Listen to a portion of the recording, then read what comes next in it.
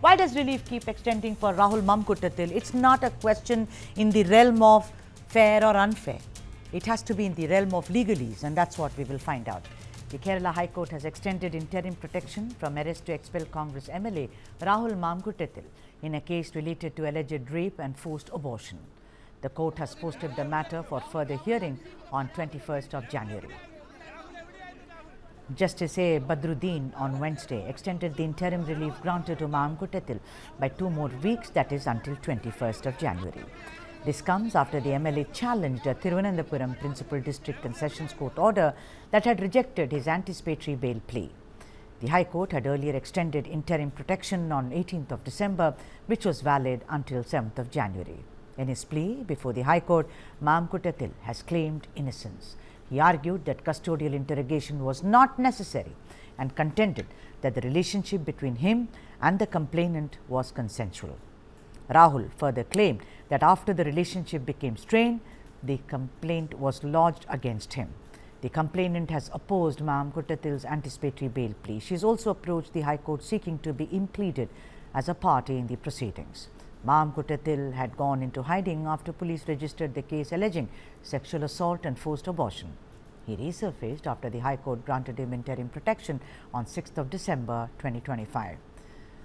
He later appeared in Palakkad to cast his vote in the local body elections on 11th of December. Following the registration of the case, Rahul was expelled from the Congress party on 4th of December last year. The High Court shall now take up the matter again on 21st, when it is expected to hear detailed arguments from all sides before deciding the future course of action. Let me go across to N. Lal Kumar, advocate, Kerala High Court, to understand how come he gets relief again and again. Lal, thank you so much for joining us on the broadcast. A very happy new year to you. I just want to understand it from the prism of legalese, as it were. Why is it that he's been granted interim relief again and again, if one may say? I think it is a matter that the court may have adjourned because of its business. Because we cannot say, look, there are a number of cases that we see that the court adjourns a particular matter. It is not upon the merit of the case. Look, this is an anticipatory bail, which was not granted by the Principal Sessions Court Trivandrum. And then the matter was taken to the High Court. So investigation can go on. There is no bar for investigation. The court is not barring anyone to do the investigation process. So it is all about the anticipatory bail, which is under consideration, whether the appellate court should give the anticipatory bail or not. But there is one aspect to it, obviously, whether the custodial interrogation is required. That part, the court has to see whether custodial interrogation is required or not.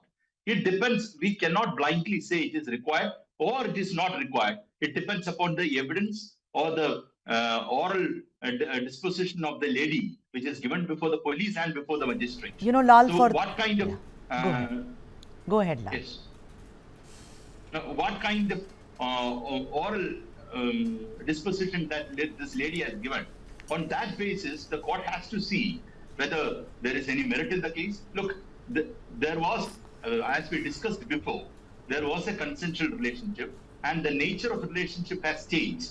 So there is only a thin line of difference between rape and consensual relationship in this matter. So court may see it, dissect the matter properly and then come to a conclusion. I think we should not be so busy about it.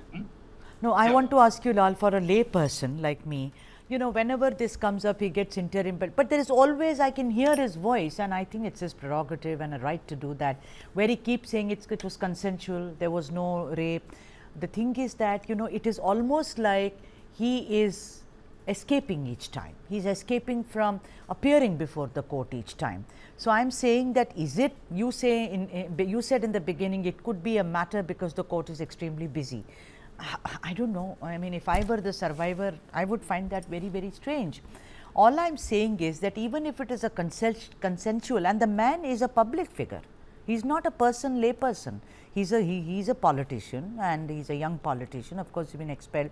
You have to look at the status of the person, and therefore, in that context, I'm asking you, how is it that he gets interim relief again and again?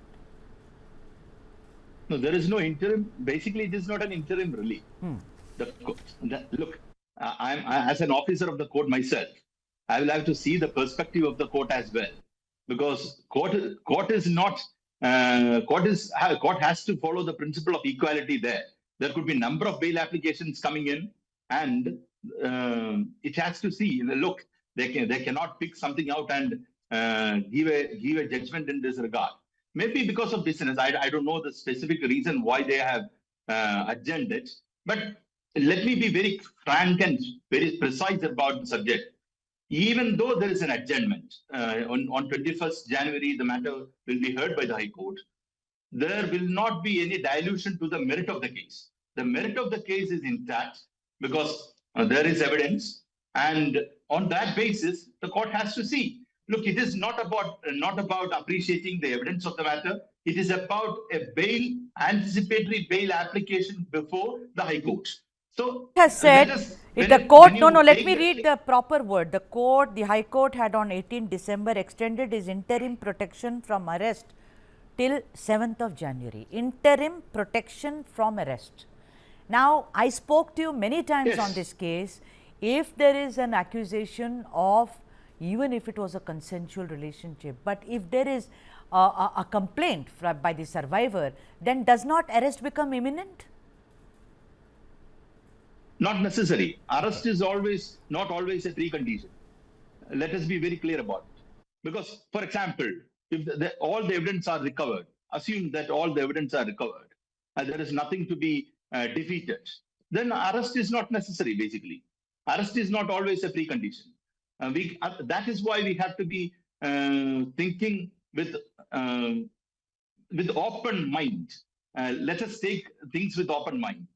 Rahul Mamkootathil as a person is entitled to go to the High Court, the Constitutional Court, to get the bail, and let him try for that. But that doesn't mean the court has acted inappropriately. It could be a number of factors. I don't know about the factors that they have considered. What all are the things that brought before them? I don't know about it. But investigation is not barred. It is not diluted. The evidence is not diluted. All aspects are to be taken care of. So let us keep our fingers crossed. We know that there is a complaint. The lady says that she has been raped. A public personality has raped her. It all comes in evidence. That evidence part is not at open. Charge sheet is not filed. Charge is not framed. So there are a lot of steps to go. Rahul Mamkootathil cannot escape. The FIR is not quashed. The FIR has to come before the court. The principal court has to see it. Based on that, there should be a charge being framed. On that, evidence should be taken. There are multiple number of steps to be followed. So this is just a prelude for the coming things. So let us keep the fingers crossed. I am very confident that the High Court will take a very rational, reasonable decision. But let us keep equality in mind, because there are a number of applications coming before it. So let us give some merit to that aspect as well.